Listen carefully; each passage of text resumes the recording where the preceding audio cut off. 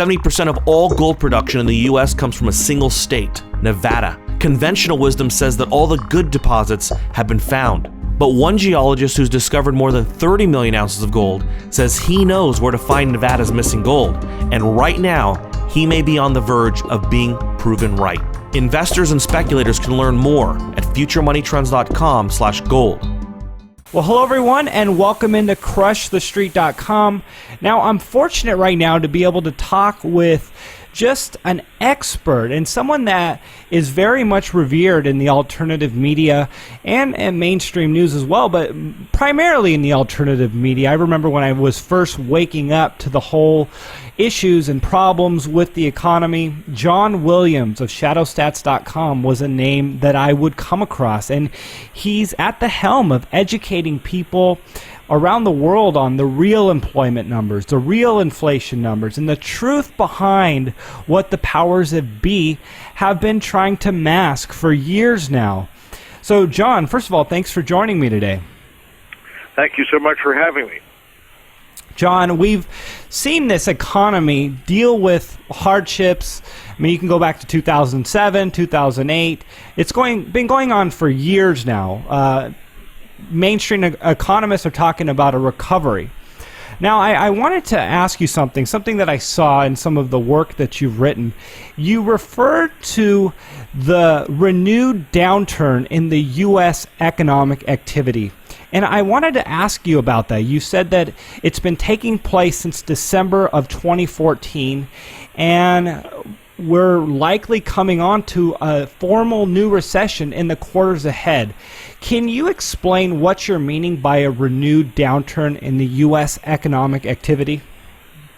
Sure. Well, let me just step back a bit first, because what you'll find is that the government statistics have been modified over time with various methodologies that tend to boost reported economic growth and understate inflation.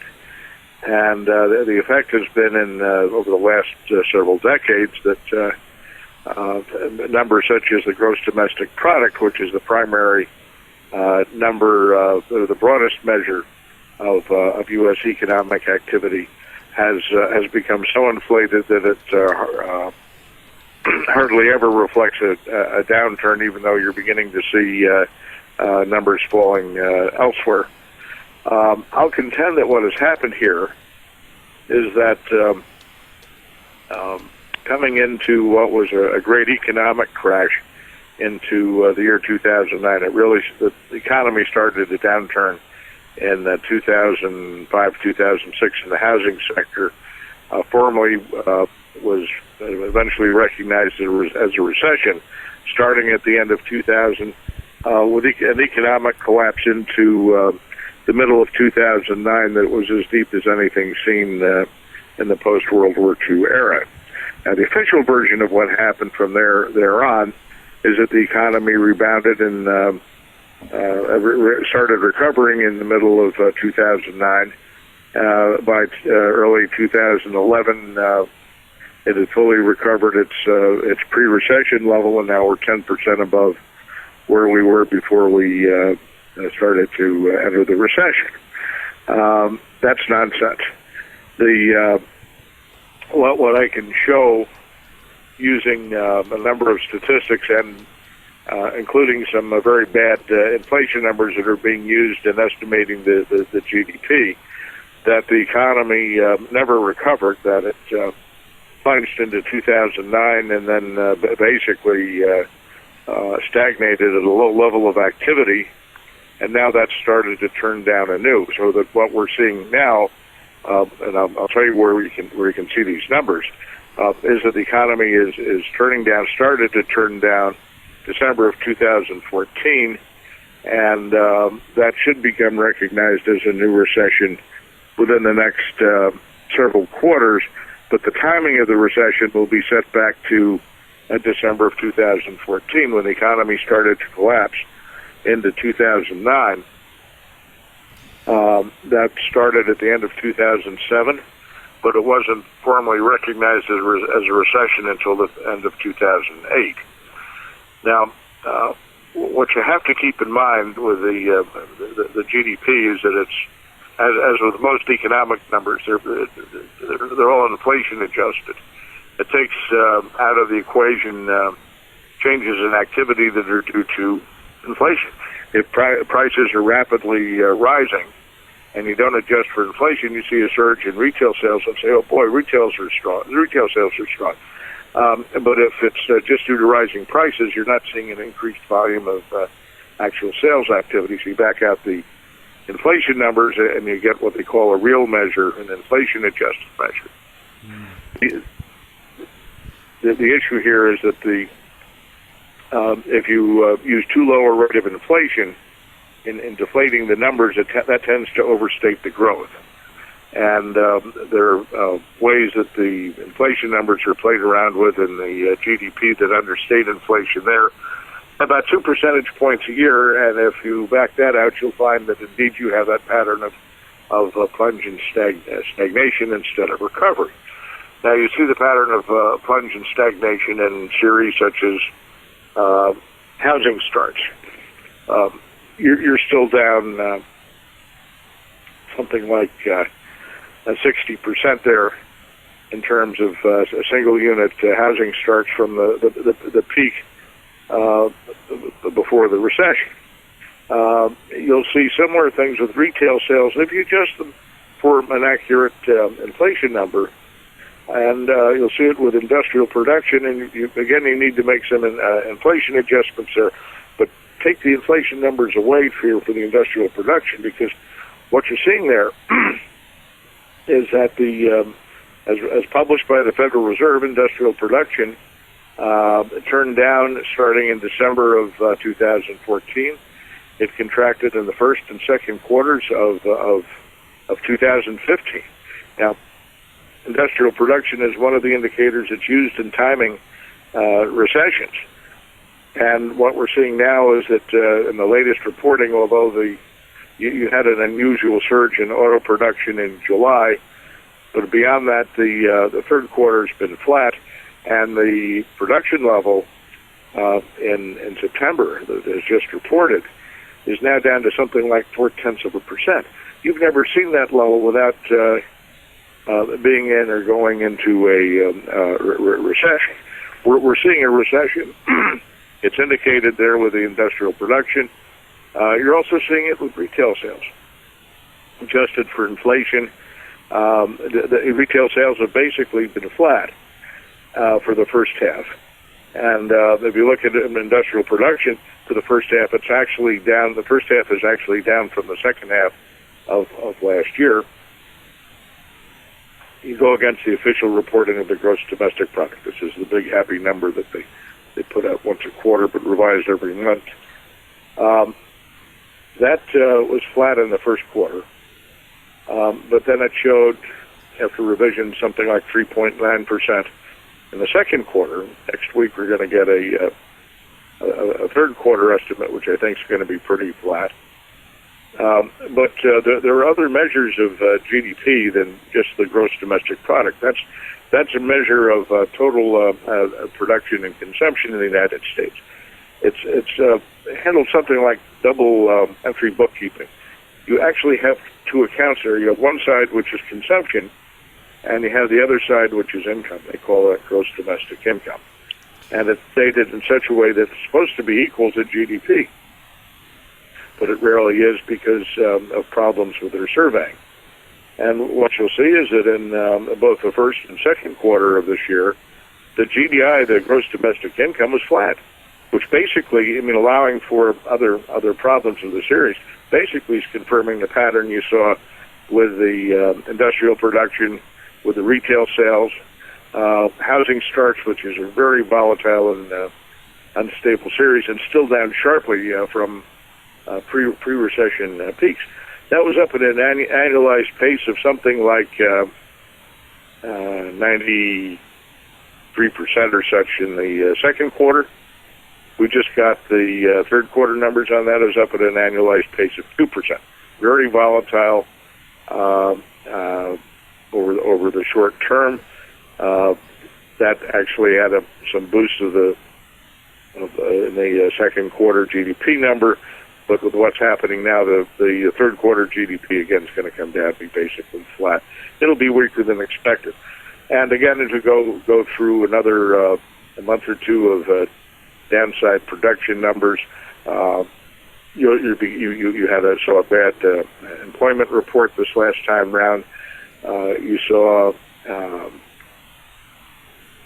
average weekly earnings fell in September, both month to month on adjusted for inflation and before adjustment for inflation. That doesn't happen outside of recessions. You look at the Standard & Poor's 500, the companies in that stock index. The revenues have been contracting year to year. That doesn't happen outside of recessions. We have a new recession in place. Wow. And that's, you got all sorts of issues with that because people say, oh my goodness, that means the Fed's not going to raise interest rates. Well, the Fed's another story. And they haven't been completely honest with us. John, I wanted to ask you, and you brought up housing starts, and that one really caught my attention. And it's amazing how when you net out the inflation, how little the economy has grown. And the housing starts really caught my eye because that really, new construction, the young people trying to buy homes, a lot of this new construction happens way out where there's a lot of land, so a lot of young people move out there. And right. You're saying it's below its pre-recession high. What is that saying about the next generation of 20-year-olds, 30-year-olds? What are you seeing as far as your economic analysis on this generation and what they're dealing with going forward in this new economy? Well, it's something that both the new and older generations have to deal with, and I wouldn't blame it on any particular generation, except for perhaps the older generation, because what's happened here has been an imbalance in the system that's developed over years. One reason that we're still in recession, one reason we're not seeing a real economic recovery, is that the average American just is not able to make ends meet. If you look at the consumer liquidity, you can look, for example, at what's referred to as median household income, the middle income level for households adjusted for inflation. The government published numbers for 2014 that showed it at a 10-year low, and in fact it was below levels back in the late 60s and early 70s. The average household has not been making ends meet. There's also a monthly measure that's published by a group called Center Research, and although that has shown some uptrend since the trough of the recession, and in fact it has just recently gotten a little higher to the same level it was at the trough of the recession. What this number shows is that, again, along the lines of economic reality, after the government had the economy recovering, household income continued to sink for another year or two. Now it started to turn a little higher. This is, again, adjusted for inflation, and that spiked a little bit by low gasoline prices, but that's not going to be lasting. You'll see those numbers falling back again when we get to the temporary gasoline circumstance.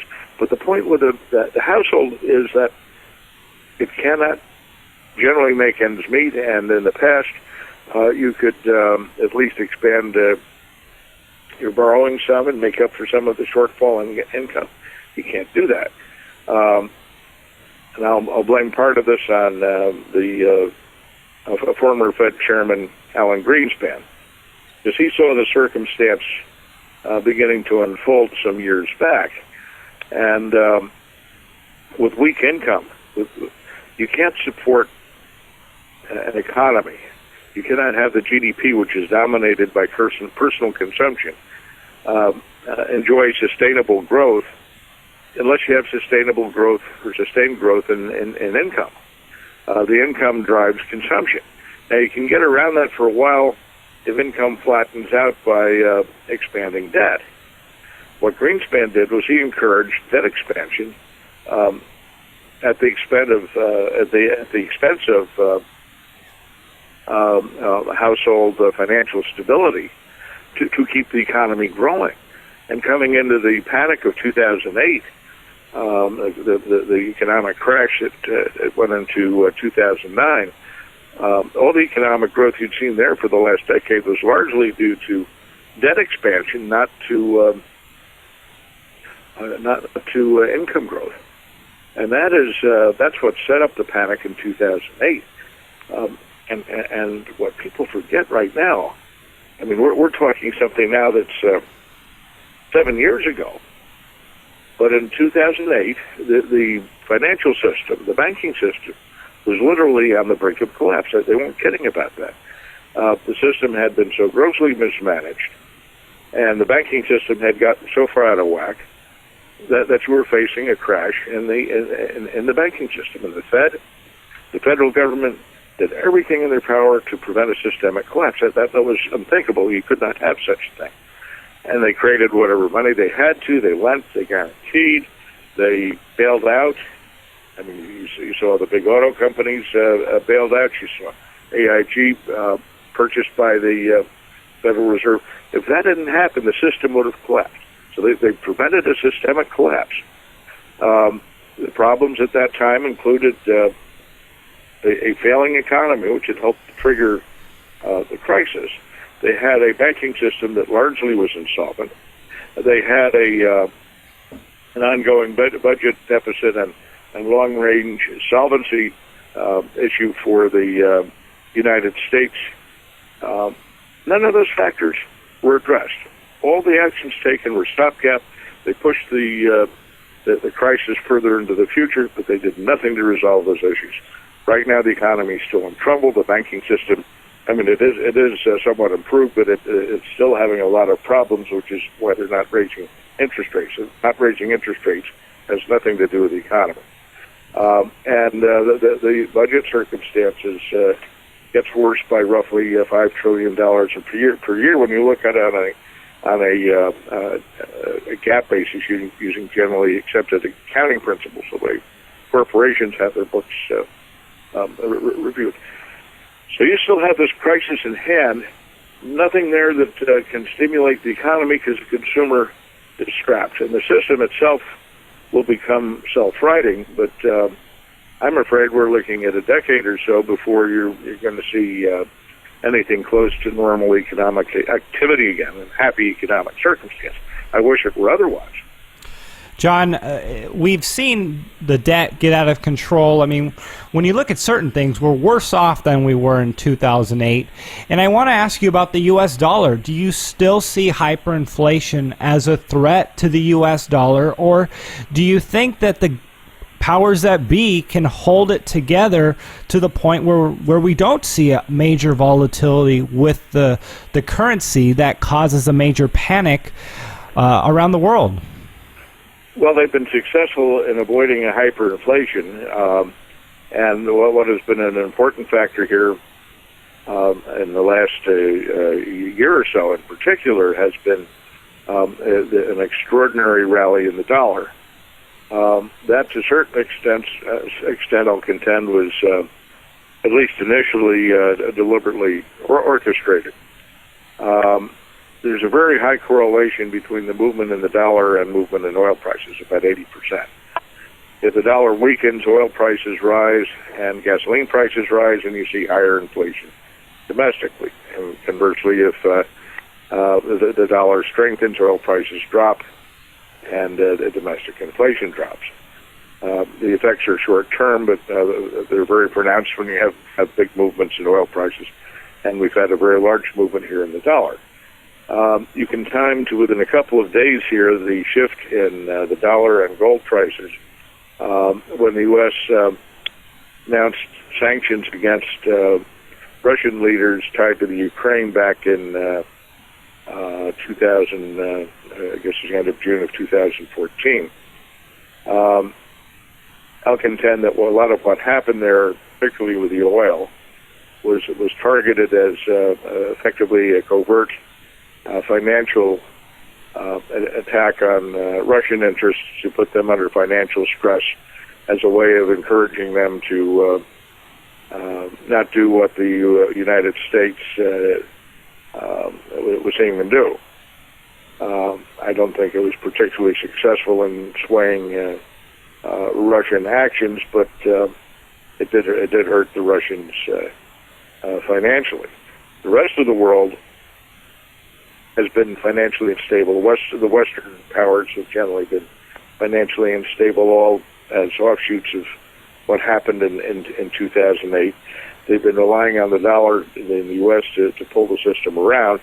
We haven't done so. We're not about to be able to do so. But as part of what was happening there, the rest of the world tried to find ways of justifying boosting the dollar.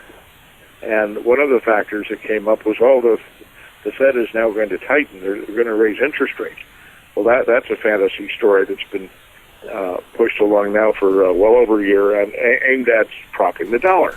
Higher interest rates and the dollar strengthens. That's always a good prop for a currency is higher interest rates. But the Fed never lowered interest rates to help the economy. What you have to keep in mind here is that this was a liquidity crisis in the financial system. The Federal Reserve was looking to prop up the banking system.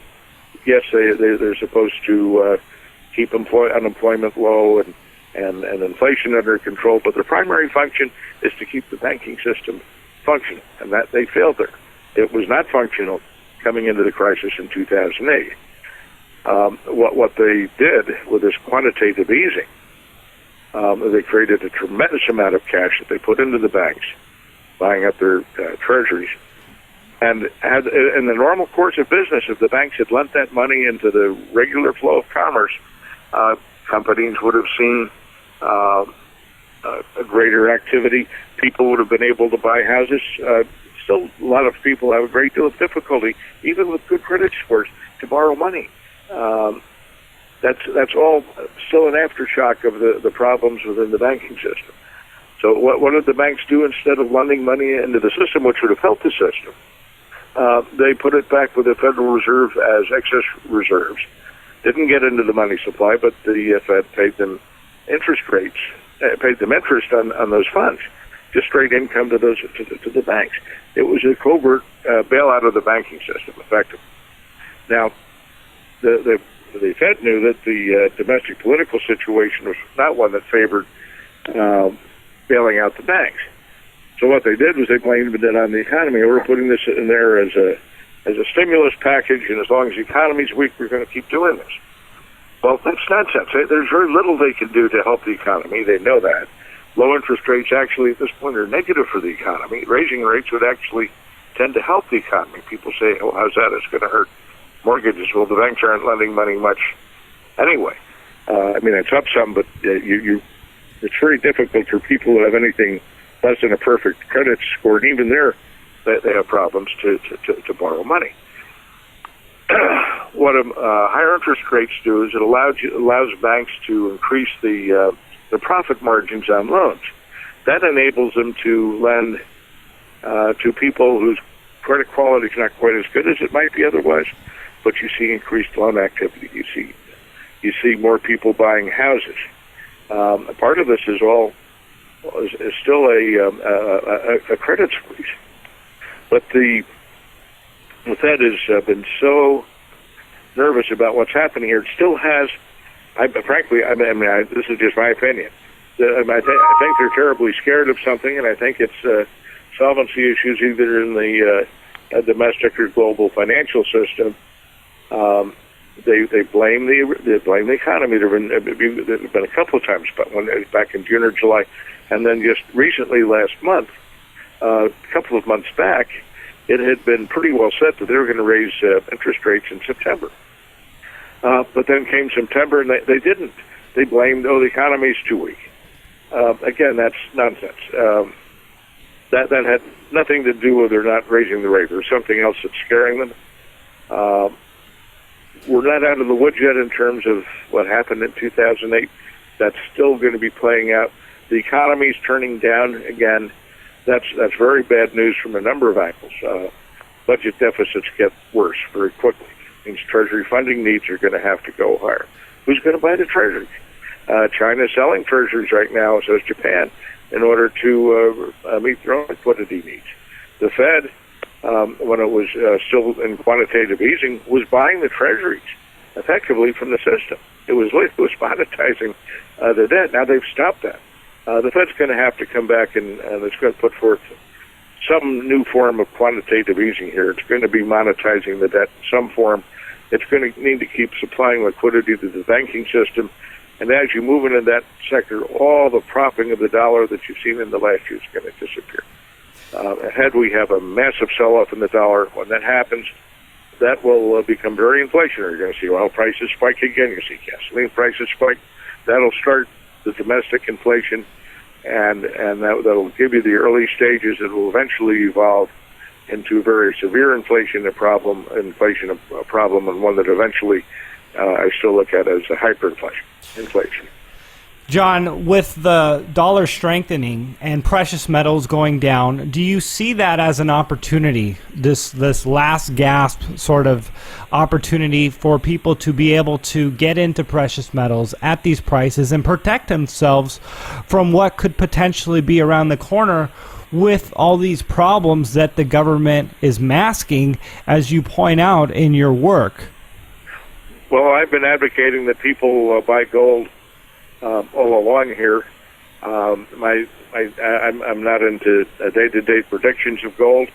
I think you've probably seen a bottom, and I think you're going to go a lot higher here.